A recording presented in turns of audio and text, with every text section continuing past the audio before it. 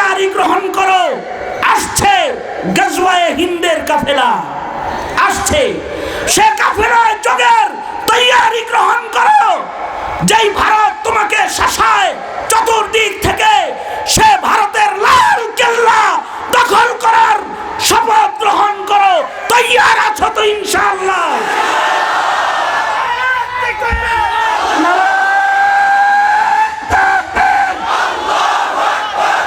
এই পৃথিবীতে সব মানুষকে আল্লাহ ভালোবাসে না। কিছু কিছু মানুষ দেখতে মানুষ, কিন্তু তাদেরকে শয়তান ভালোবাসে। কিছু কিছু মানুষের সম্পর্ক তাদের বেঈমানি হালাত আর বেআমল জিন্দেগির কারণে শয়তানের সাথে তাদের খাতির হয়। তবে মুমিন যারা, তাদেরকে আল্লাহ পাক ভালোবাসেন। যাদের ঈমান আছে তারা আল্লাহর মহব্বত পায়, তারা আল্লাহর প্রিয়, তারা আল্লাহ পাকের পছন্দের। ঈমানদারদের কেউ কেউ আছে, তাদের ঈমান থাকার পরেও তারা আল্লাহ পাককে সন্তুষ্ট করার মেহনত দুনিয়াতে করে না। তাদের উপরে তাদের পরিবার সন্তুষ্ট থাকে।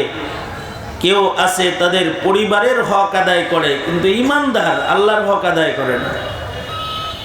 না নামাজ পড়ে, না দিন মানে, না ইসলামের উপরে চলার মেহনত করে, কিন্তু সে ঈমানদার মুমিন, সে আল্লাহর বান্দা, কিন্তু আল্লাহর হক আদায় করে না। পরিবারের হক আদায় করে, ছেলে সন্তানদের দেখাশোনা করে, বিবির ভরণ পোষণ করে, কিন্তু আল্লাহর হুকুম মানে না। তার বিবি বাচ্চা তার উপরে খুশি, কিন্তু আল্লাহ এই ঈমানদারের উপরে নারাজ। কিছু কিছু ঈমানদার আছে, তারা দলের হক আদায় করে, দলকে খুশি করে, দলের জন্য সময় দেয়, কিন্তু সে যে মুমিন তার রবের জন্য সময় ব্যয় করে না। দলের জন্য শ্রম দেয়, রক্ত দেয়, জেল জুলুম বরদাস্ত করে, দলের জন্য অনেক ত্যাগ দেয়। দল তাদের উপরে খুশি হয়, এক সময় তাদেরকে পদোন্নতি দেয় অথবা সংসদ সদস্য হিসেবে নমিনেশন দিয়ে দেয়, খুশি হয় তাদের উপরে দল। কিন্তু আল্লাহ তাদের উপরে নারাজ। আল্লাহ যদি নারাজ থাকে, পরিবার খুশি করে কেউ তার আখিরাত গঠন করতে পারবে না। আল্লাহকে নারাজ করে দলকে খুশি করে কেউ আল্লাহর জান্নাতে যাইতে পারবে না, আল্লাহর কাছে পৌঁছতে পারবে না। কিছু কিছু ঈমানদার এমন আছে, যারা ঈমানদার তারা সরকারের গোলামি করে, কিন্তু মগার আল্লাহর গোলামি তারা করে না। তাদের মুখেও কালিমা আছে, কিন্তু তারা সরকারের পা চাটা দাস, সরকারের কথায় গুম করে, খুন করে, মানুষ হত্যা করে, জুলুম করে, সরকারের ইচ্ছায় অপরাধীকে পাহারা দেয়, আর সরকারকে খুশি করে আলেম ওলামা গ্রেফতার করে জেলে আটকায় রাখে। তারা সরকারের তাবেদারি করে, মগর তারা আল্লাহ পাকের গোলাম হিসেবে আল্লাহর তাবেদারি তারা করে না। আল্লাহ পাকের হুকুম তারা মানে না। এমন কালমাওয়ালার উপরেও আল্লাহ পাক খুশি না। কিছু কিছু মানুষ আছে, তাদের উপরে দাদারা খুশি থাকে, যেমন হাসিনার উপরে ভারত খুশি।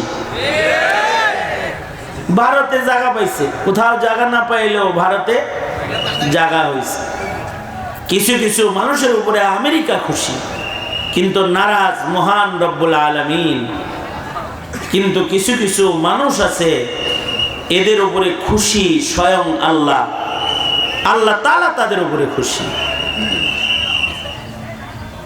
যাদের উপরে মহান আল্লাহ খুশি তারা সফল। যারা আল্লাহকে খুশি করেছে, আল্লাহর ভালোবাসা তারা পাবে। দুনিয়ার জীবন তাদের একদিক দিয়ে শেষ হবে, আর একদিক দিয়ে তারা আল্লাহ পাকের মোহাব্বতের ইস্তেকবাল পাবে। আল্লাহর জান্নাতে তারা যাবে। তাদের ঈমানও আছে, তাদের আমলও আছে, তাদের উপরে আল্লাহ খুশি। তারা বেনামাজি না, তারা রমজান মাসের রোজা ভঙ্গকারী মুমিন না, তারা হারামখোর না, তারা মানুষের উপরে জুলুমকারী না, তাদের উপরে মহান আল্লাহ খুশি, আল্লাহ তাআলা তাদের উপরে সন্তুষ্ট।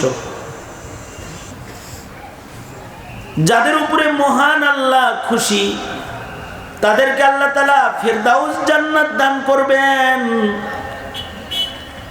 ইন্নাল্লাযীনা আমানু ওয়া আমিলুস সালিহাতি কানাত লাহুম জান্নাতুল ফিরদাউসি নুজুলা খালিদিনা ফিহা লা ইয়াবগুনা আনহা হিওয়ালা।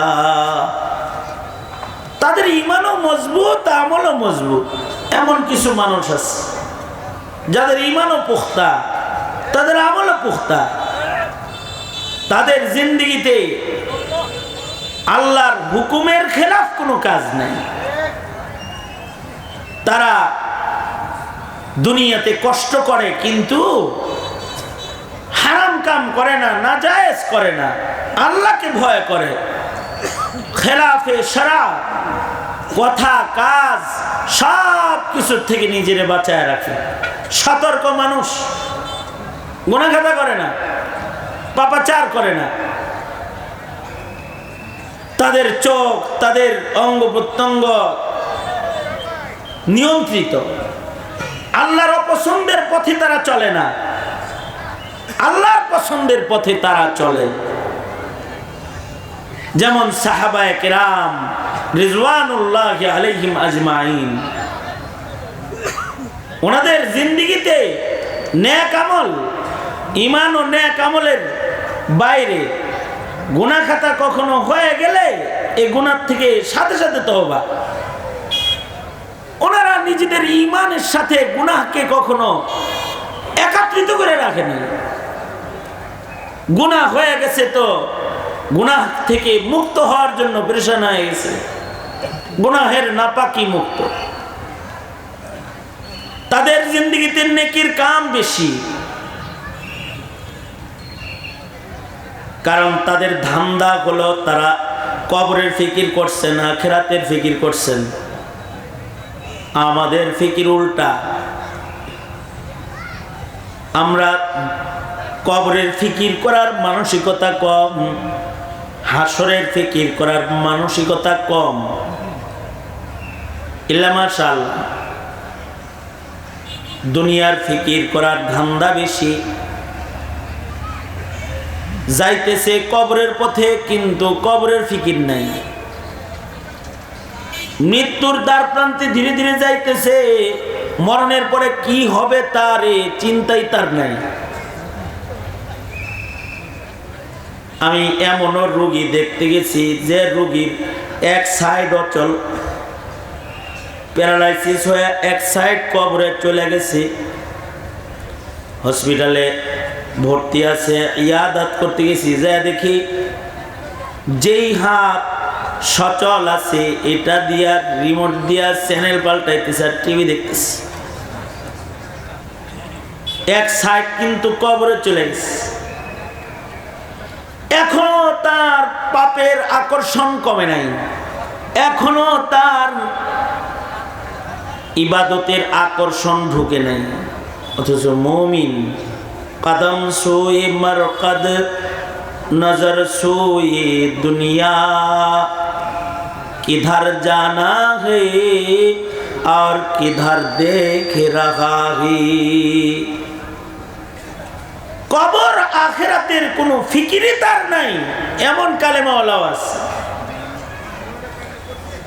কিন্তু আল্লাহর প্রিয় যারা, তাদের ফিকির সব সময় আখিরাতমুখী, কারণ তারা জানে দুনিয়া উত্তম না, আখিরাত উত্তম, তাই ফিকিরটা আখিরাতের। দুনিয়া অস্থায়ী, আখিরাত স্থায়ী, ফিকিরটা আখিরাতের।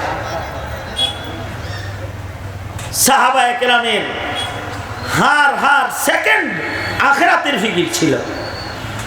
সব সময় চিন্তা করতো কবরে কিরকম থাকবো, কবরে কই থাকবো, কবর কেমন হবে, হাসর কেমন হবে, এটা একটা পেরেশানি। এক সাহাবী আল্লাহর রাসূলকে কোনোভাবে খুশি করে ফেলছে। আল্লাহর নবী খুশি হয়ে বললেন, তোমার উপরে আমি খুশি, তুমি আমার কাছে যা চাও তোমাকে তাই দিব, চাও কিছু চায় না। সাহাবী বলে, আল্লাহর নবী আপনার হাতের লাঠিটা আমাকে দেন। নবীর হাতের লাঠিটা চায় নিতেছে,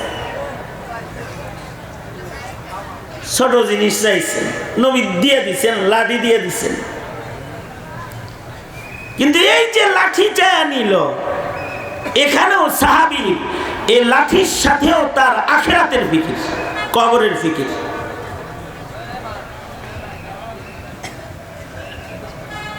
এই লাঠিটা নিয়ে সাহাবী বাড়ি চলে গেছে। লাঠিটাকে মখমলের কাপড় দিয়ে পেঁচায়া আলমিরায় রেখেছি। নিজের সন্তানদেরকে ডেকে বলে, সন্তানেরা, আমার নবী আমার উপরে খুশি, এটার একটা দলিল আমার কাছে আছে, সেটা হলো আমার আলমারির ওই লাঠি। নবীজি আমার উপরে খুশি হয়ে লাঠিটা আমাকে দিয়েছেন।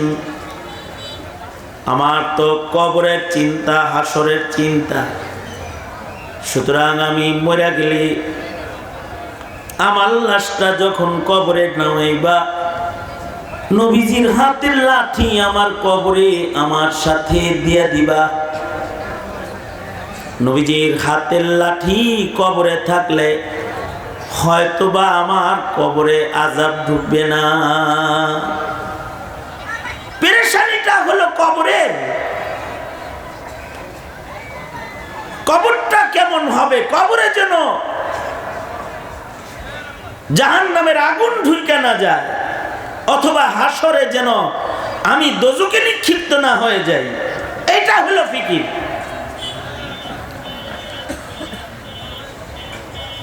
আর এক সাহাবী আল্লাহর রাসূলকে খুশি করছে।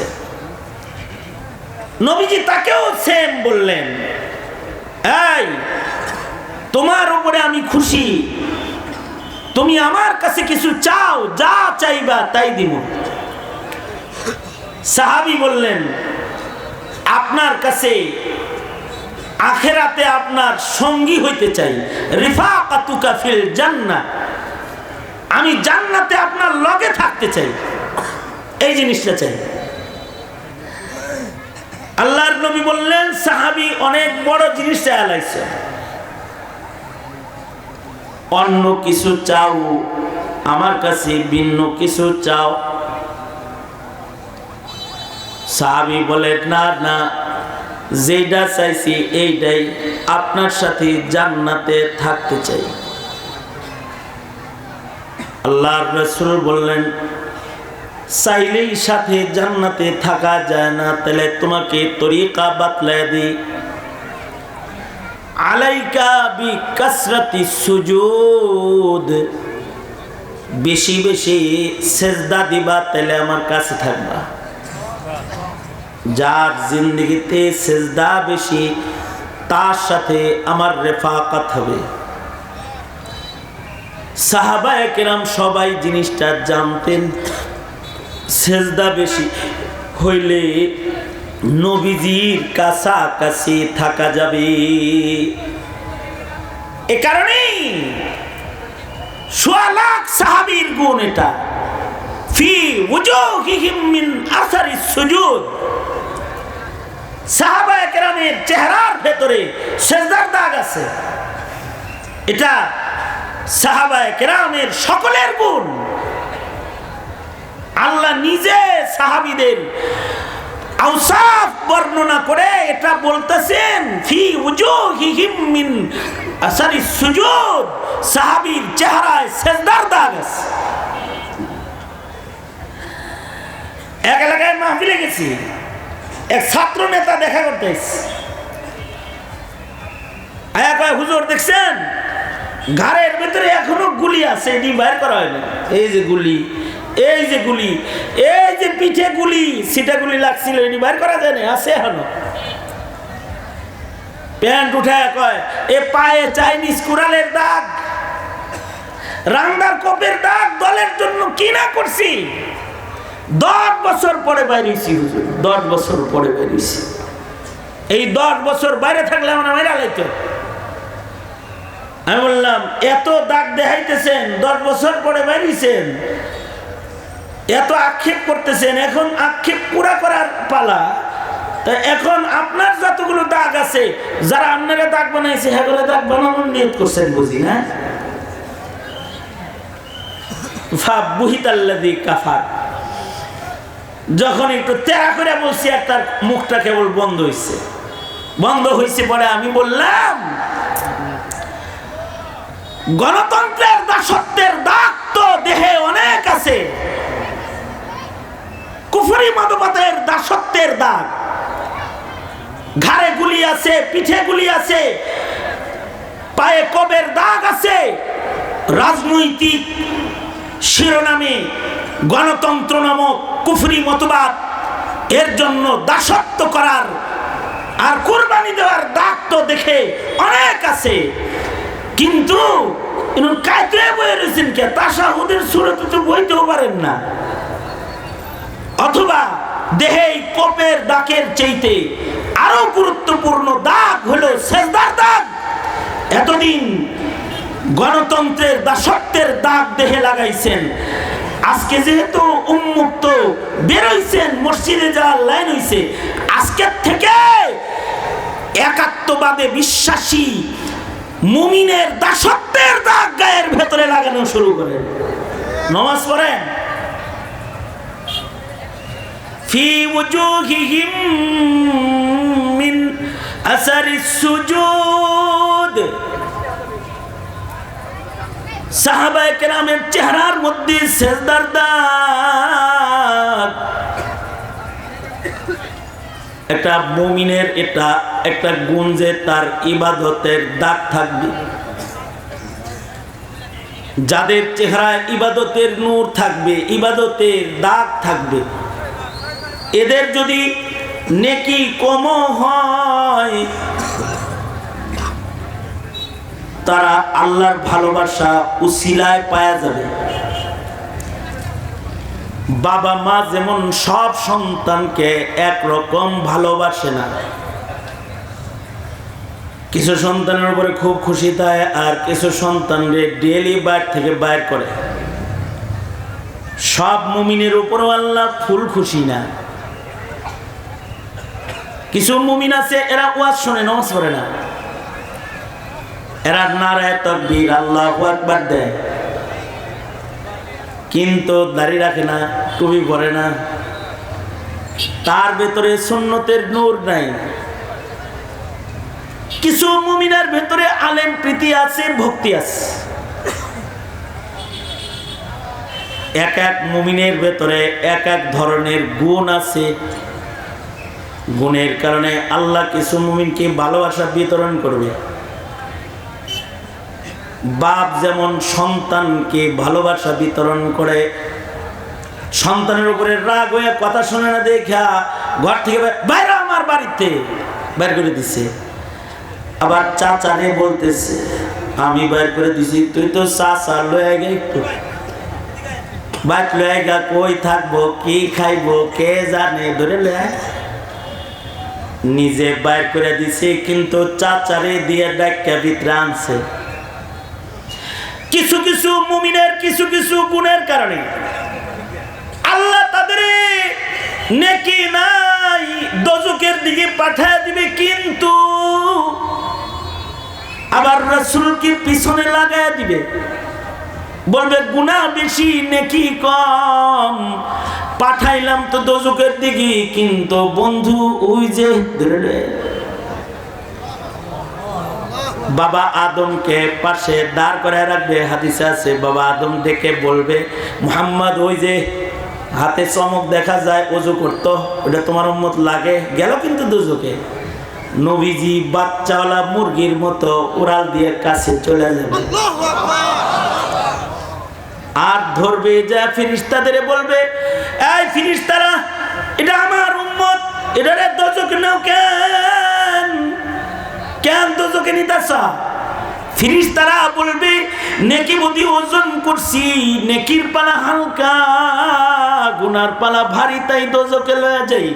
নবীজি বলবেন কিছু মনে কইরো না, আমার চোখের সামনে আরেকবার ওজন দাও। আল্লাহর রাসূলের চোখের সামনে ওজন হবে। কোন হাদিসে আছে নবীজি হাত রাখবে, নেকির পালা ওজন হয়ে যাবে। কোন বর্ণনায় আছে কাগজের টুকরা ফেলবে, লেখা থাকবে কালিমা, লেখা থাকবে দুরূদ শরীফ। টুকরা পড়ার সাথে সাথে নেকের পালা ওজন হয়ে যাবে, দোজখের হাত করি খুলে যাবে। আল্লাহু আকবার।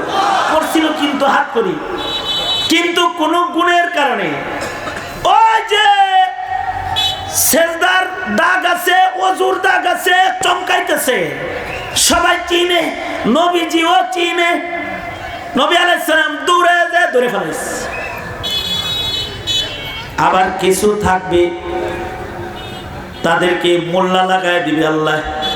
আমি তো পাঠায় দিছি, কিন্তু জুনায়েদ আল হাবিব সাহেব ওই যে গেল কিন্তু ধরেন আপনার মাদ্রাসার আজীবন সদস্য ছিল, কিন্তু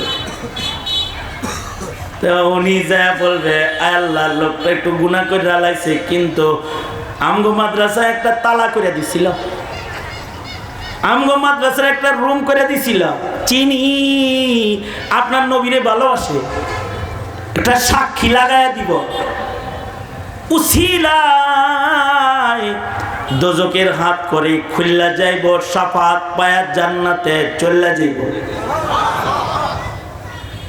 শুধু তাই না, পাশাপাশি বৈশা ওয়াজ শুনছে, তো আল্লাহ তাআলা তার কথা মনে করায় দিব। আল্লাহ জামিয়া কাসিমিয়াতে যে আমি ওয়াজ শুনছিলাম দেখে ওই দিনের তওবা কবুল হইছে, দিয়ে আমারে মাফ করলেন।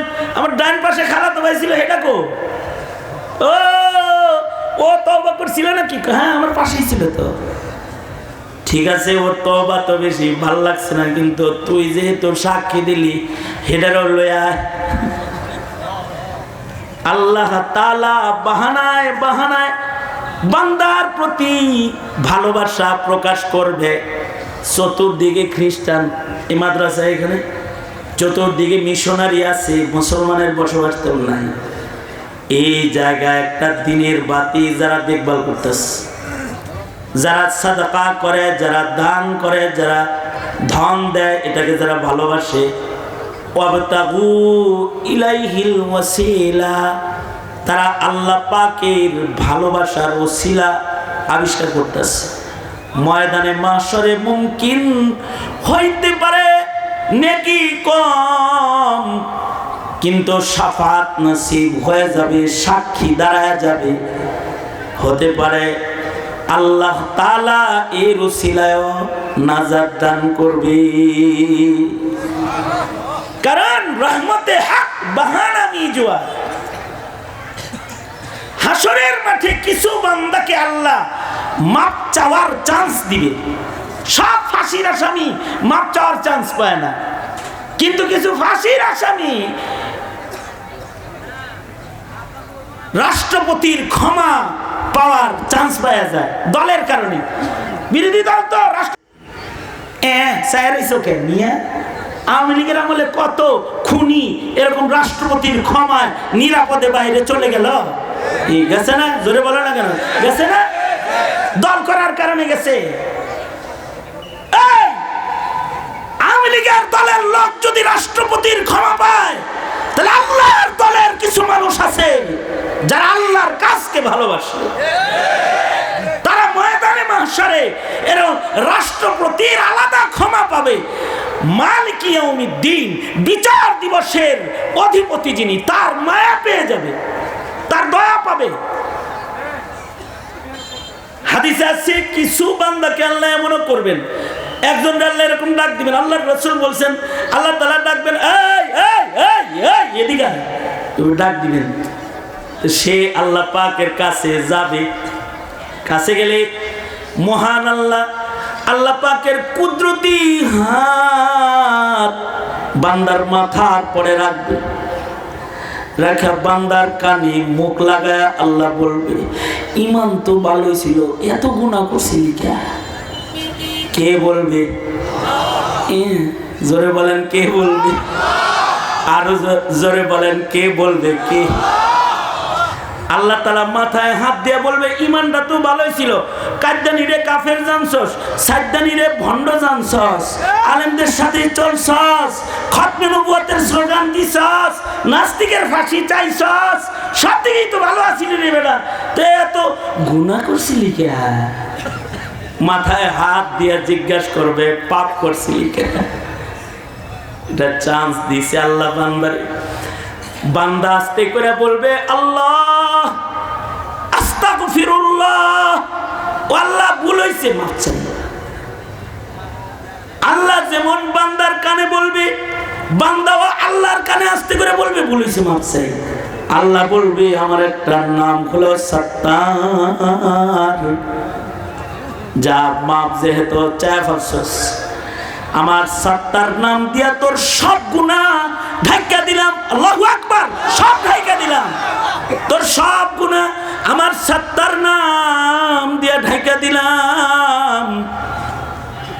যা মাপ চায় ফেলছস মাফ করে দিলাম, কাউরে তোর গুনাহ দেখতে দিলাম না।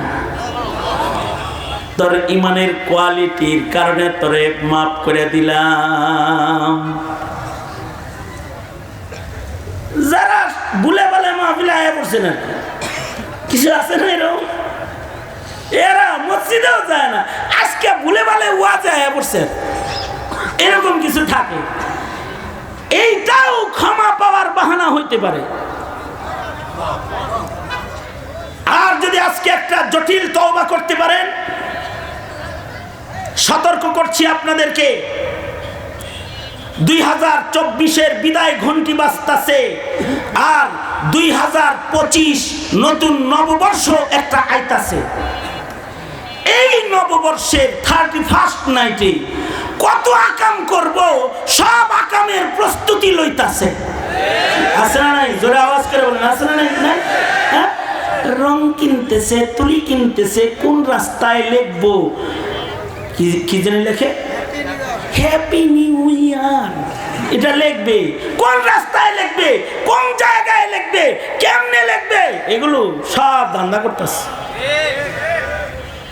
বাপের কাছ থেকে চান্দা লইয়া, টাকা লইয়া আতশবাজি কিনতেছে, রাত 12টার সময় আকাশ রঙিন করে দিব। কি সুন্দর প্রস্তুতি। আর যদি টিএসসির চত্বর পর্যন্ত যাইতে আরে, আর বাদনের মতো কাউরে যদি পায়ালায় টাইনা খুলে আলাই দিব, এই ধরনের প্রস্তুতি নিতেছে। নষ্ট প্রস্তুতি। দেখছে কোথায় ভাড়া পাওয়া যাবে, লাফালাফি কোন জায়গায় কেমনে করা যাবে, প্রস্তুতি লইতেছে। হ্যাঁ, কি খুশি তোমার যে তোমার কাছে 2025 আগমন করছে, এই খুশিতে নাচ না তোমার প্রস্তুতি হয়েছে, গান বাদ্য তোমার প্রস্তুতি হয়েছে না বেটা? 2024-এ যে আকামগুলা করছো সেগুলোর জন্য তওবা কর, আগে তওবা কর। যে আকাম কুকাম গুলা 2024-এ সম্পাদন করেছো, একটা বছর শেষ হয়েছে মানে বছরের পাপাচার থেকে তওবার সময় এখন। আল ইবরাতু বিল খাওয়াতিম, শেষ ভাগেও যদি তওবা করো বছরের গুনাহ আল্লাহ মাফ করতে পারে। তওবাটা করো। কই যায় তওবা করবা? ভারত যায়, মোদির কাছে যায় তওবা করবা? মোল্লার কাছে তওবা করতে হয়, মৌলভীর কাছে।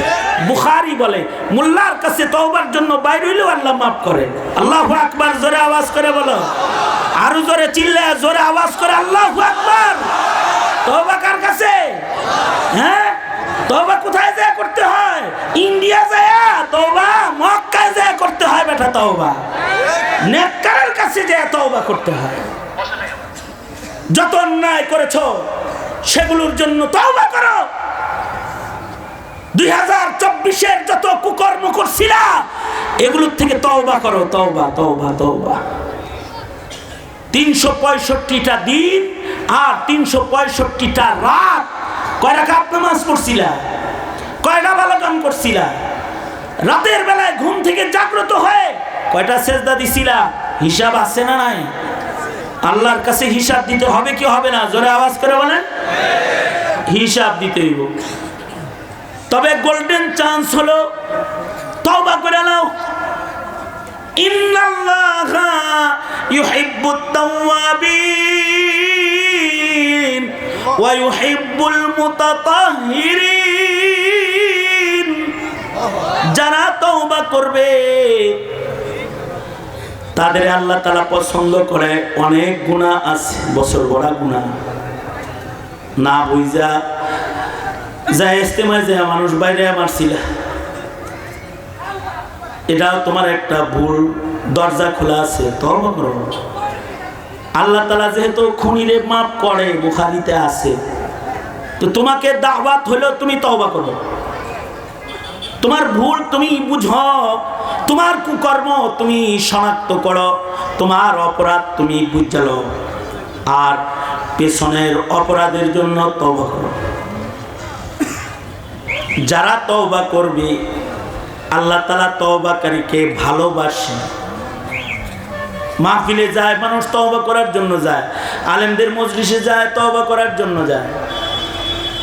একটা হলো তওবা করো, আর আরেকটা হলো 2025 জন্য কিছু নিয়ত করো।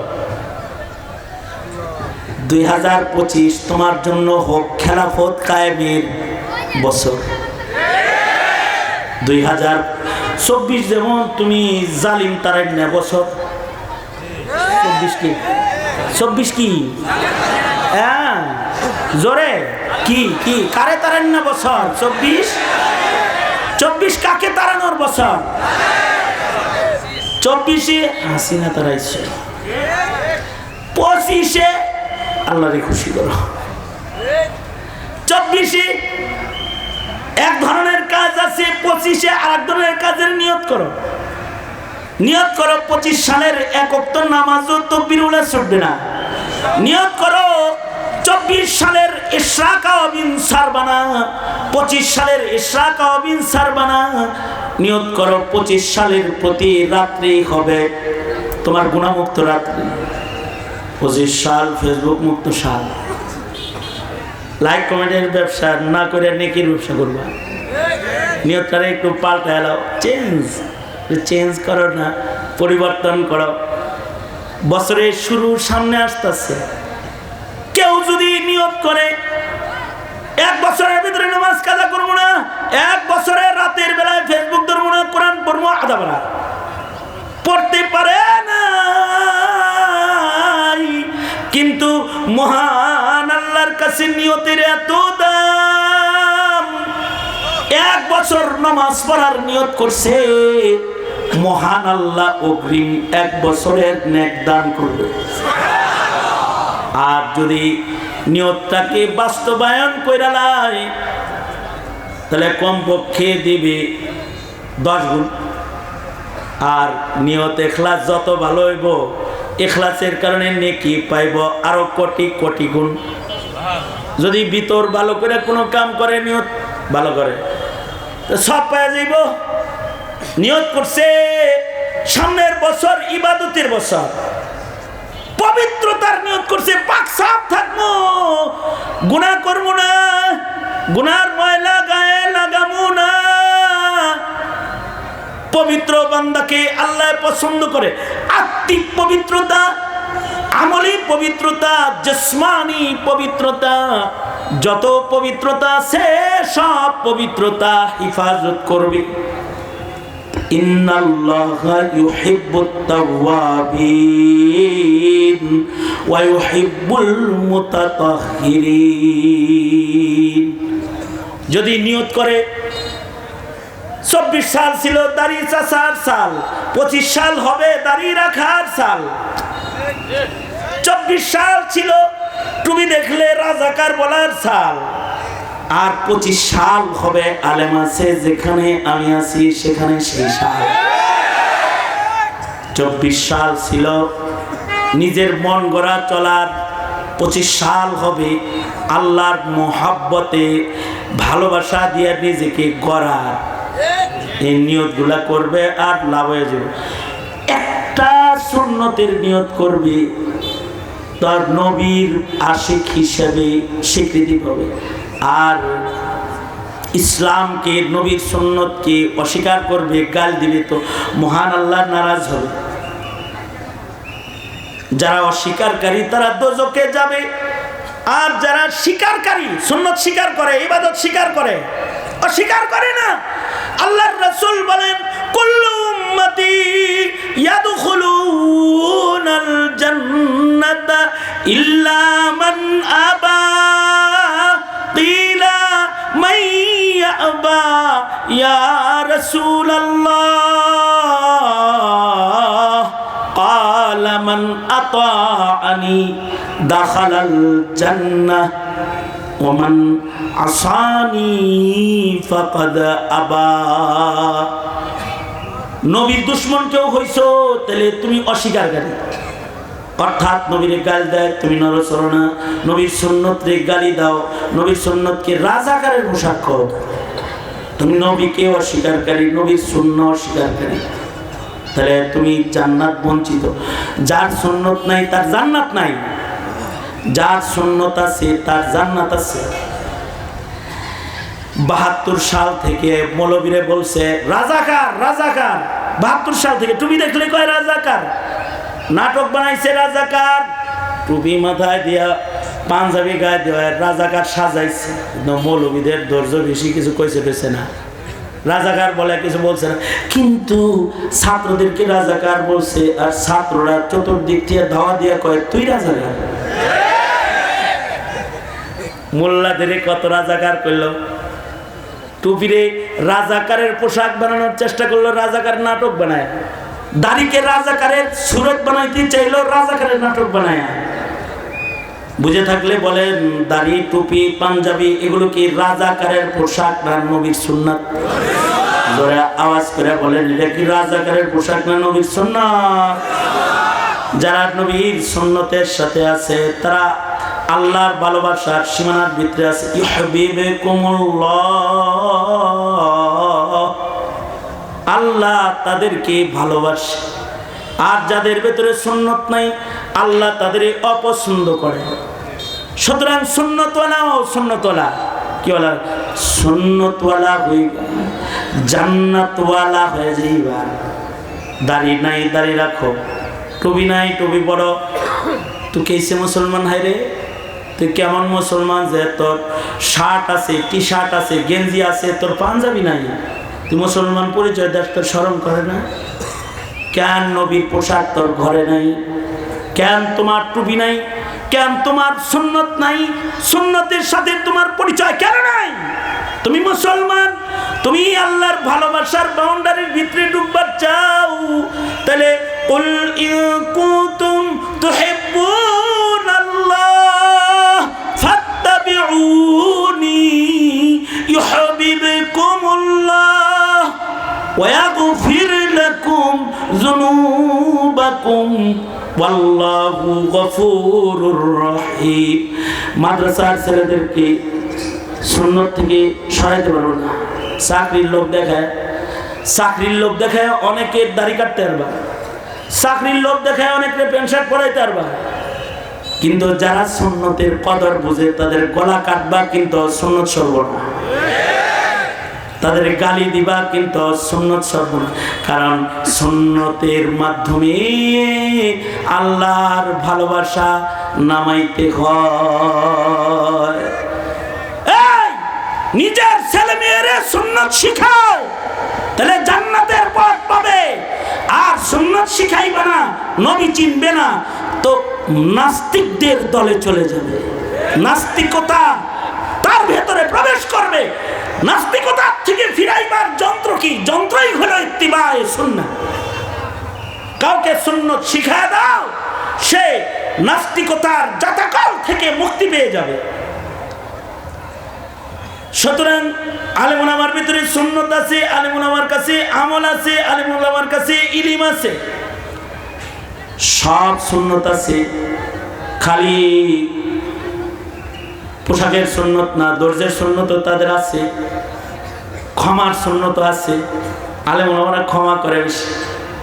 আলেমুল আমার ভিতরে মজলুম হওয়ার সুন্নত আছে, এরা জালেম না, এরা মজলুম। নবীরা মজলুম, নবীরা জালেম না। জিহাদের সুন্নত কিন্তু আলেমদের ভিতরে আছে, এটা মনে রাখো। কিন্তু মজলুম হইতে হইতে দেয়ালে পিঠ লেগে গেলে তখন ঝাঁকি দিয়া বলে আনান নাবিয়্যু লা কাযিব। পিঠ দেয়ালে ঠেকা গেলে কিন্তু আমরা শাইখুল হাদিসের সন্তান, আমরা মুফতি আমিনের সন্তান, আমরা শাইখুল ইসলাম আহমদ শফির সন্তান। ধৈর্য আছে, কিন্তু আক্রমণ করতে করতে বেশি করবা তাহলে কিন্তু কে কথা বলেন না কেন, জোরে আওয়াজ করে বলেন না কেন? প্রতিরোধ গড়া হবে, প্রতিবাদ নয়, প্রতিরোধ করা হবে। শুধু প্রতিরোধ নয়, এমন বিপ্লব হবে যে বিপ্লবে শুধুই মাত্র এই বাংলাদেশ নয়, দিল্লির লাল কেল্লায় কালেমার পতাকা উড়বে। আর সেই সংগ্রাম উলামায়ে কেরাম করবে, ছাত্র জনতাই করবে, তালিবুল ইলমরাই করবে। সুতরাং আমলের পাশাপাশি সংগ্রামের তৈয়ারি গ্রহণ করো। আসছে গজওয়ায়ে হিন্দের কাফেলা, আসছে সে কাফেলায় যোগের তৈয়ারি গ্রহণ করো। যেই ভারত তোমাকে শাসায় চতুর্দিক থেকে, সে ভারতের লাল কেল্লা দখল করার শপথ গ্রহণ করো। তৈয়ার আছো তো ইনশাআল্লাহ?